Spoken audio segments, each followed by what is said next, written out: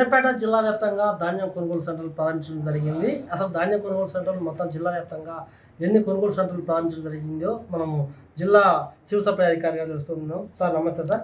మొత్తం సూర్యాపేట జిల్లా వ్యాప్తంగా ధాన్యం కొనుగోలు సెంటర్లు ఎన్ని ప్రారంభించారు?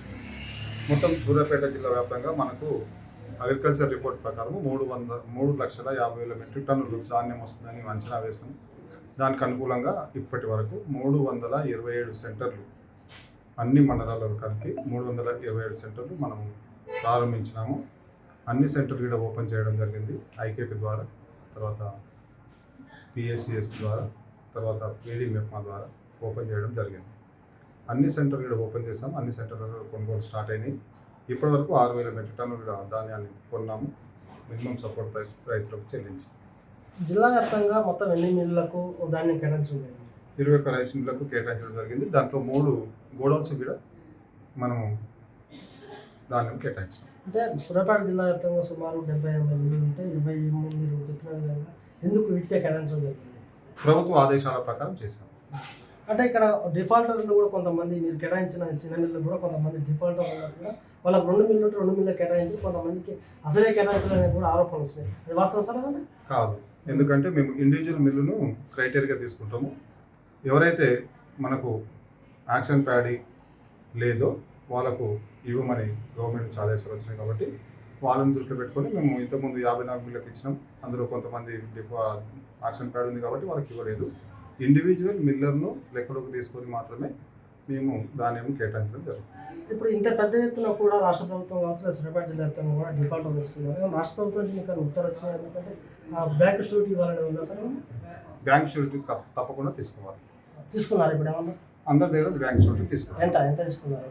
మనకు అది ఒక టేబుల్ ఉంది. ఒకవేళ డిఫాల్టర్ అయితే ఎంత కట్టాలి, రెగ్యులర్ మిల్లర్ అయితే ఎంత కట్టాలి అనే టేబుల్ ఉంది. ఆ టేబుల్ మీకు సమర్పిస్తాం మీటింగ్ అయితే. ఇప్పుడు జిల్లా వ్యాప్తంగా కొంతమంది డిఫాల్టర్ ఉన్నారు. ఏమన్నా అంటే డిఎస్ఓ గారు మీరు ఇన్ని లక్షల రూపాయలు అన్న బ్యాలెన్స్ అని చెప్పే అవకాశం ఉంది? డిఎం గారి దగ్గర పూర్తి వివరాలు ఉన్నాయి. ప్రతిదీ మీరు అక్కడ నుంచి సేకరించాలి. రైతులకు కావచ్చు, లేకపోతే ఐకేపీ నిర్వాహకులకు కావచ్చు, లేకపోతే మిల్లర్లకు మీరు ఏ సూచన చేస్తున్నారు? రైతులకు ఒకటే, ప్రభుత్వం మంచి ఉద్దేశంతో సన్న ధాన్యాన్ని సపరేటు, దొడ్డు ధాన్యాన్ని సపరేటు సెంటర్లు పెట్టాము. ఈ సెంటర్లను మీరు అందరూ వినియోగించుకోండి, సద్వినియోగం చేసుకోండి. సెంటర్లలో ప్యాడీ అమ్మండి, మీకు ఎంఎస్పి వస్తుంది. ఎంఎస్పి కూడా మేము ఆన్లైన్ ద్వారా పేమెంట్ చేస్తున్నాం. ఎలాంటి అవకతవకలు జరగకుండా ఉండడానికి సన్నధాన్యానికి కూడా 500 రూపాయల బోనస్ కూడా మనం 100% లాస్ట్ ఖరీఫ్లో 100% ఇచ్చున్నాం. మీరు కూడా సన్నధాన్యం ఏదైనా ఉంటే రైతులు అందరూ కోరేది ఏంటంటే సన్నధాన్యాన్ని కూడా ఇక్కడ మీరు సెంటర్లలోనే అమ్మాలని మా జిల్లా పక్షాన కోరుతున్నాం. ముఖ్యంగా ఒక పెద్ద సమస్య సార్, కేంద్ర ప్రభుత్వం ధాన్యం, రాష్ట్ర ప్రభుత్వం ధాన్యం కొంటుంది. ఈ ఎవరైతే రైతులు ఉన్నారో కింటాకు 30 రూపాయలు చెల్లిస్తున్నారు, పురుకోస కావచ్చు, లేకపోతే అమాది ఖర్చు కావచ్చు. అది ఇంతవరకు కూడా రైతుల ఖాతాలో పడని దృక్పథం కనిపిస్తుంది. అసలు దాని మీద ఉన్న దృష్టి సారిస్తున్నారా మీరు? జిల్లా రాష్ట్ర అధికారులకు అని చెప్పి అవకాశం ఉందా? ఇది రాష్ట్ర అధికారులకు వాళ్ళ దృష్టికి తీసుకెళ్తాం. అది రాష్ట్రానికి సంబంధించిన ఇష్యూ. ఇది అక్కడ నుంచి సార్ట్ అవుట్ అవుతుంది. రైతులకు కూడా ఎవరి వాళ్ళకి డబ్బులు గవర్నమెంట్ రూల్స్ ప్రకారం ఎవరికి కూడా పెండింగ్ అయితే ఉన్నాయి. అన్నీ ఆన్లైన్లో. ఒకవేళ ఏ డబ్బు ఇచ్చినా, రైతులకు సంబంధించి ఏ డబ్బు ఇచ్చినా ఆన్లైన్లోనే. చివరిగా చెప్పండి, వాతావరణంలో మార్పులు వస్తున్నాయి. ఇప్పటివరకు కూడా ధాన్యం కొనుగోలు కొద్దిగా మందకొడిగా నడుస్తున్నాయి. ఎందుకంటే ఆ వర్షం వస్తే మాత్రం మొత్తం రైతులకు ఇబ్బంది పడే అవకాశం ఉంది. మిల్లర్లు కూడా పెద్ద ఎత్తున కొరలు పెట్టే అవకాశం ఉంది. దీనికి మీరు ఎలాంటి ఏర్పాటు చేస్తున్నారు? థ్యాంక్ యూ అండి. మీ ముందుగా మన ఇక్కడ ఉన్న సూర్యాపేట జిల్లాలో ఉన్న పత్రికా విలేకరులు కానీ, ఎలక్ట్రానిక్ మీడియా మిత్రులు కానీ అందరికీ మాకు మంచి సహకారాన్ని ఇస్తున్నారు. మాకు కూడా రైతులు భయోభ్రాంతులు కాకుండా మీరు ఎలాంటి వార్తలు కూడా రాయట్లేదు. ఏదైనా ఉంటే కూడా మీరు కొంచెం చూడండి. తప్పకుండా ప్రతి సెంటర్కు ఒక 20 నుంచి 25 టార్పాలిన్స్ కూడా సప్లై చేయమని కలెక్టర్ గారు ఆదేశాల ప్రకారం మన మార్కెటింగ్ డిపార్ట్మెంట్ ద్వారా టార్పాలిన్స్ కూడా సప్లై చేస్తున్నాము. రైతులు ఎలాంటి భయాలు జరుగుతుంది, ఎందుకంటే వాతావరణం అనేది మన చేత లేదు. నేను ఎవ్రీడే కూడా ఈ మన వెదర్ యాప్ అనేది అందరికీ డౌన్లోడ్ చేసుకోమని చెప్పినాము. వెదర్ యాప్లో ఎట్లా ఉంటుందంటే మనకు ఒక 6-8 అవర్స్ ముందే మనకు ఈ వెదర్ ఎలా ఉండబోతుంది అనేది మనకు తెలుస్తుంది. తప్పకుండా అక్యురేట్గా తెలుస్తుంది దాంట్లో. కాబట్టి ఆ వెదర్ యాప్ను మీరు కంటిన్యూగా ఎవరైతే సెంటర్ ఇన్ఛార్జ్ ఉన్నారో వాళ్ళందరికీ ఇన్స్ట్రక్షన్స్ ఇవ్వడం జరిగింది.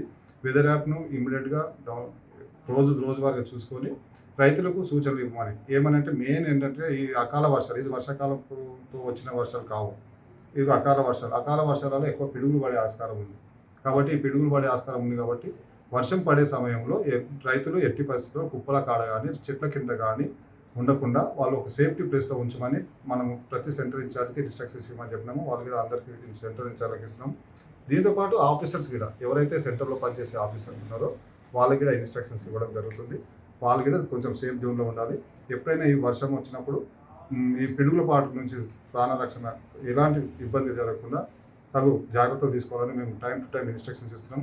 రైతులకు ఒకటే కోరుతున్నాము, దయచేసి ఈ వర్షం అనేది ఉంది, కొంచెం టార్పాలిన్స్ అనేది కొంచెం వర్షం వచ్చినప్పుడు కొంచెం జాగ్రత్తగా వాటిని మనకు లాస్ట్ టైమే చెప్పినాము, 4 సైడ్ల నుంచి కనుక మనము టార్పాలిన్ కనుక కప్పుకున్నట్టయితే ఎప్పుడైనా అకాల వర్షం వచ్చినప్పుడు మనం ప్యాడీ సేఫ్ చేయడానికి వీలు ఉంటుంది.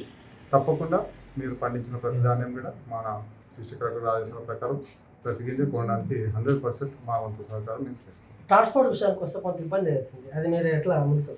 డిఎం గారికి ఆల్రెడీ మన దగ్గర 8 క్లస్టర్స్ ఉన్నాయంట. ఈ జిల్లాలో 8 క్లస్టర్స్ ఉన్నాయి. 8 క్లస్టర్స్ మీద బాగానే పనిచేస్తున్నాయి. ట్రాన్స్పోర్ట్లో మనకు ఇప్పటివరకు అయితే ఏ సెంటర్ నుంచి కూడా లారీ మాకు రాలేదు అనే సమస్య అయితే రాలేదు. అలాంటి ఏమైనా సమస్య వస్తే మేము ఇన్ఛార్జ్గా కూడా చెప్పినాం, ఇమ్మీడియట్గా సెంటర్ల నుంచి మాకు ఫోన్ చేసినా మేము ట్రాన్స్పోర్ట్ అరేంజ్ చేస్తాం డిఎం ద్వారా. ముఖ్యమైన విషయం ఏంటంటే ఎవరైతే నిర్వాహకులు ఉన్నారో వాళ్ళు తూకంలో కొంత వ్యత్యాసాలు కూడా పాల్పడుతుందని తెలుస్తుంది. తమ దృష్టికి వచ్చిందా, వస్తే వాళ్ళ మీద ఎలాంటి చర్యలు తీసుకుంటారు?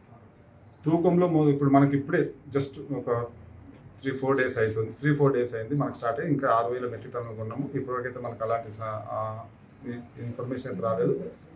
ఎక్కడైనా తూకంలో మోసం జరిగినా లేదా రైతుకి ఎలాంటి మోసం చేసినా ఆ సెంటర్ ఇన్ఛార్జ్ పైన కఠిన చర్యలు తీసుకుంటామని కలెక్టర్ గారు అందరి సమక్షంలో మీటింగ్లో చెప్పడం జరిగింది. కాబట్టి మన సెంటర్ ఇన్ఛార్జ్ కూడా కోరేది ఏంటంటే ఎలాంటి తూకంలో వ్యత్యాసాలు లేకుండా ఖచ్చితంగా రైతుల దగ్గరికి వెళ్ళి కొనాలని తప్పకుండా కోరుతున్నాం. దాంతోపాటు మన పత్రికా విలేకరులకు కూడా అందరికీ కోరేది ఏంటంటే మీరు రాసే ప్రతి వార్త రైతులకు మాకు బూస్టింగ్ ఉండాలి, రైతులకు భరోసా ఉండాలి. ఆ రకంగా మీరు చేస్తారని కోరుకుంటూ థ్యాంక్ యూ. సూర్యాపేట జిల్లా సివిల్ సప్లై అధికారి గారు చెప్పేది ఏంటంటే ఏ ఒక్క రైతుకు కూడా ఇబ్బంది కలగకుండా మేము అన్నీ ఏర్పాటు చేశాము. ఎందుకంటే ఇప్పుడు మొత్తం కూడా అకాల వర్షాలు పడుతున్నాయి. అకాల వర్షాల నేపథ్యంలో మాత్రము సూర్యాపేట జిల్లా కలెక్టర్ గారి ఆదేశాల మేరకు అన్ని ఏర్పాట్లు చేస్తున్నాము. అంతేకాదు తూకంలో కూడా ఇక్కడ మోసం వచ్చినా కూడా నిర్వాహకులపై ఖచ్చితంగా చర్యలు తీసుకుంటాము. చర్యలే కాదు, అవసరం వస్తే క్రిమినల్ కేసులు పెట్టినా కూడా వెనకాలని చెప్తున్నారు. ట్రాన్స్పోర్ట్ విషయంలో కూడా మేము ముందుకు వెళ్తున్నాము. అంతేకాదు ఎక్కడ కూడా ఇప్పటి వరకు 6,000 మెట్రిక్ టన్నుల ధాన్యం ఖరీదు చేయడం జరిగింది. ఆ మిల్లుకు సంబంధించినటువంటి ఎవరైతే మిల్లర్లు ఉన్నారో వాళ్ళకు కూడా కుర్రలు పెట్టకుండా మేము ప్రతిరోజు నిత్యం వేసే మిల్లర్ల దగ్గరికి, సెంటర్ల దగ్గరికి, రైతుల దగ్గరికి వెళ్తున్నాము. ఎలాంటి సమస్య లేకుండా కూడా రాష్ట్రంలోనే జిల్లాని మొదటి స్థానంలో ఉంచేందుకు ప్రయత్నం చేస్తానని కూడా జిల్లా సివిల్ సప్లై అధికారి పేర్కొంటున్నారు.